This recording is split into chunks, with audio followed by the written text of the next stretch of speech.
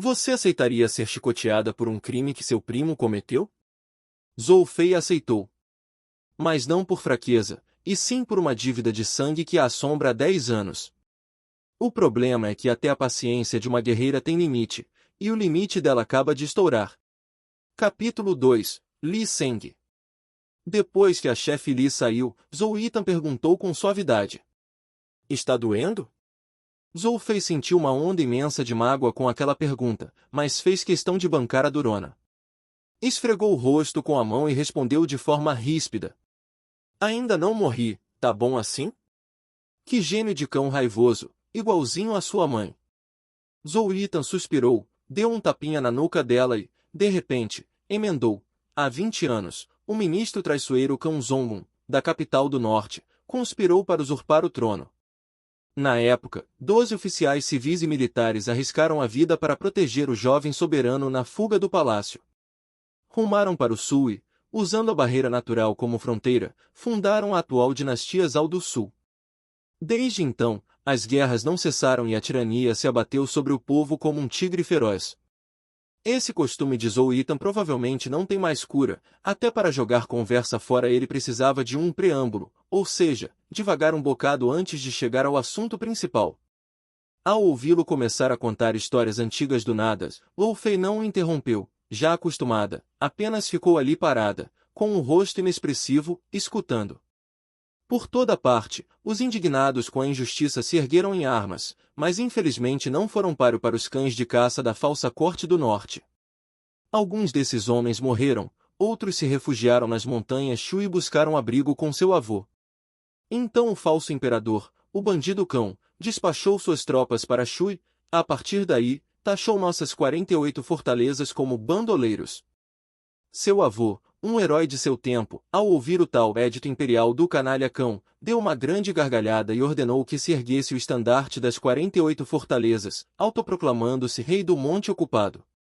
Pronto, assumiu de vez a pecha de bandido. Zhou Yitan fez uma pausa, virou-se para Zhou Fei e disse calmamente, estou lhe contando essas histórias antigas para que saiba que, mesmo carregando o rótulo de bandido, o sangue que corre em suas veias é de heróis, não de salteadores ordinários que pilham e saqueiam.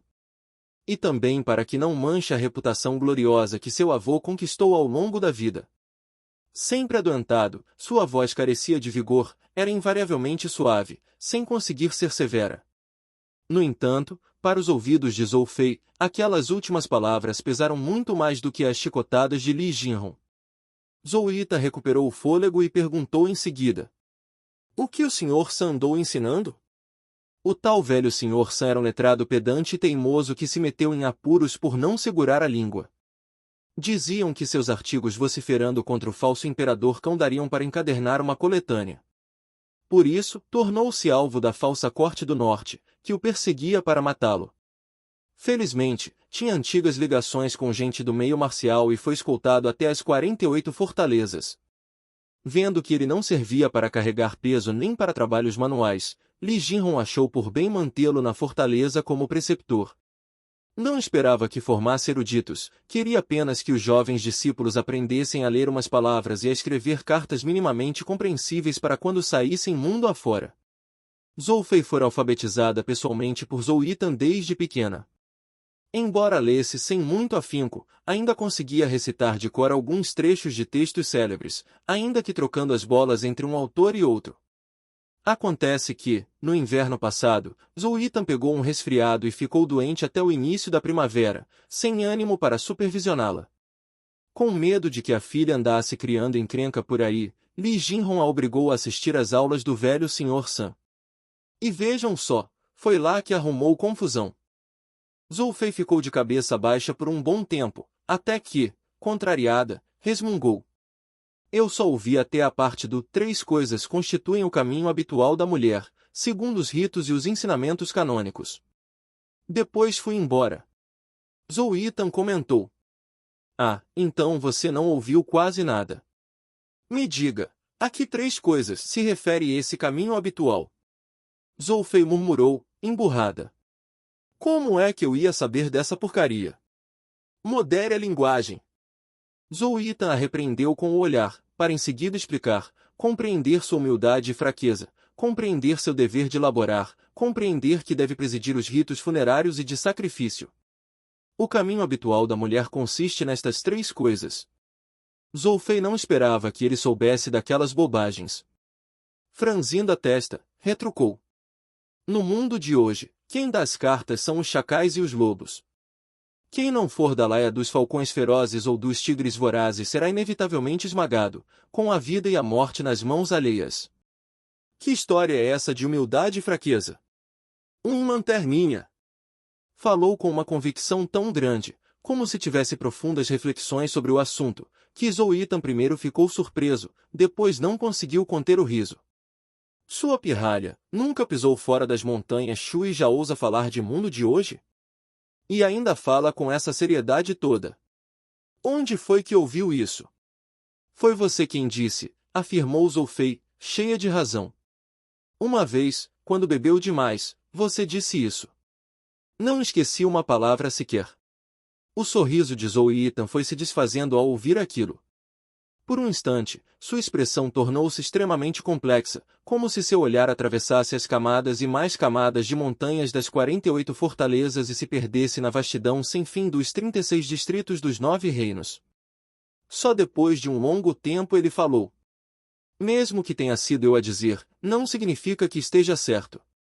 Você é minha única filha, e é natural que eu deseje que tenha uma vida segura e tranquila. Mesmo que precise ser da laia dos falcões e lobos, ainda é melhor do que ser gado ou ovelha esperando o abate. Zhou Fei ergueu uma sobrancelha, meio entendendo, meio não. Não estou dizendo para você ser uma pessoa ruim. Zhou Yitan sorriu com uma pitada de autocomiseração. É que pais e mães sempre desejam que os próprios filhos sejam espertos e os dos outros, tolos, que os seus sejam fortes e os alheios, fáceis de dominar. Esse é o coração de um pai. Quanto ao Sr. San, ele não tem nenhum vínculo com você. É um homem comum olhando para as mulheres, claro que gostaria que todas fossem virtuosas e belas, dispostas a servir maridos e sogros, humildes, frágeis e gentis, sem nada pedir em troca. Esse é o egoísmo dos homens. Dessa vez, Zhou Fei entendeu e reagiu de imediato. HMPF. Bati foi pouco. Um sorriso iluminou brevemente os olhos de Zhou Yitan, que continuou. Um homem da idade dele, que fugiu do exílio escapando da morte por um triz, que hoje perdeu família e lar e está sozinho no mundo, reduzido à condição de fora da lei. Como poderia não entender que os fracos dificilmente sobrevivem? Só que, diante de vocês, crianças, ele prefere fechar os olhos e tapar os ouvidos, sacudir a poeira desses velhos códigos morais há muito em frangalhos e entregar-se a um sonho vão. Esse é o coração de um velho letrado, saudoso do passado e lamentando o presente, entregue à própria melancolia. Um tanto pedante, reconheço. Mas quando se ouve alguém falar, mesmo que o discurso seja todo ele um amontoado de disparates, não se deve sair batendo a porta de imediato. A falta de razão pode, ela mesma, ser uma forma de razão. Zhou Fei ouviu tudo meio confusa, sentindo-se um tanto contrariada, mas sem encontrar argumentos para rebater. Além disso, o Sr. San é idoso e anda meio gagá.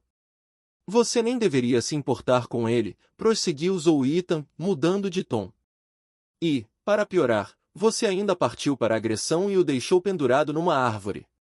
Zhou Fei exclamou de imediato. Eu só empurrei ele.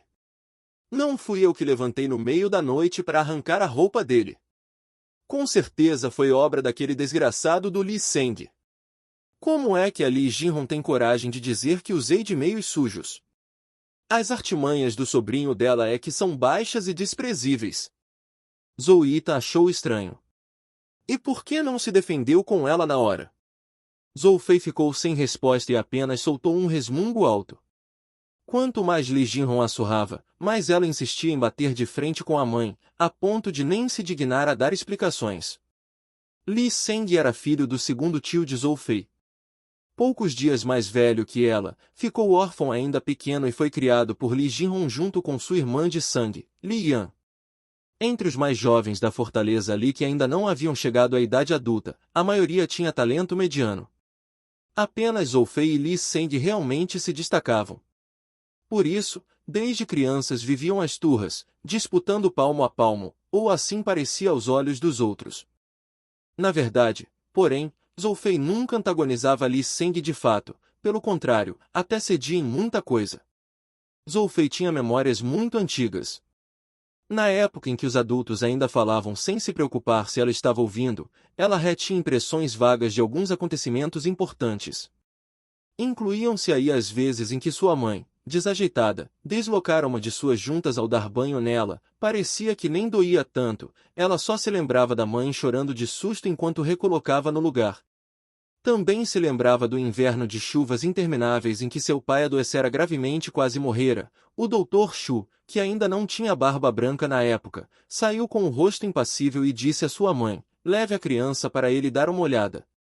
Se ele não resistir, pelo menos fica com o coração em paz. E também houve a rebelião do terceiro chefe das 48 fortalezas. Naquele dia, o som de combates e gritos de guerra ecoou por toda a montanha.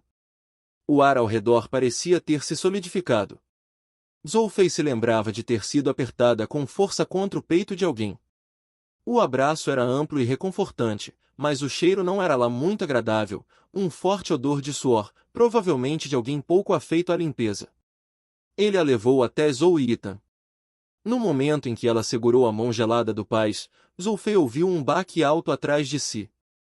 Virou-se bruscamente e viu uma faca de aço cravada nas costas da pessoa que a trouxera. Um rastro de sangue coagulado manchava todo o caminho. Zhou Yitan não lhe tapou os olhos. Deixou que ela visse tudo com clareza. Mais de 10 anos depois, Zhou Fei já não conseguia lembrar o rosto daquele homem, mas jamais esqueceria aquelas costas ensanguentadas. Aquele homem era seu segundo tio, o pai de Li Seng. Por causa desse ocorrido, Li Jinhong sempre favoreceu os dois irmãos, Li Seng e Li Yan.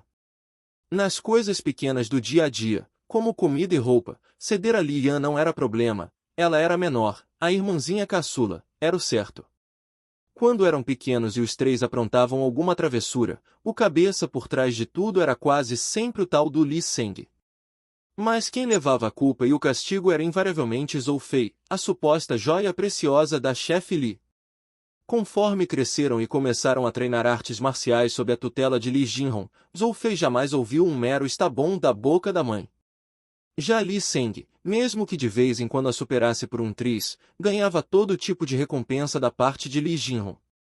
Resumindo, aqueles dois eram os filhos legítimos da família Li, e Zhou Fei era enjeitada. De vez em quando, Zhou Fei sentia uma pontada de injustiça, mas no fundo sabia de onde vinha aquela predileção. A mágoa passava logo que ela se lembrava do segundo tio, e então ela deixava para lá. Mais crescida, aprendeu até a fazer corpo mole. Por mais que se esforçasse em segredo, em público já não disputava primazia com Li Seng.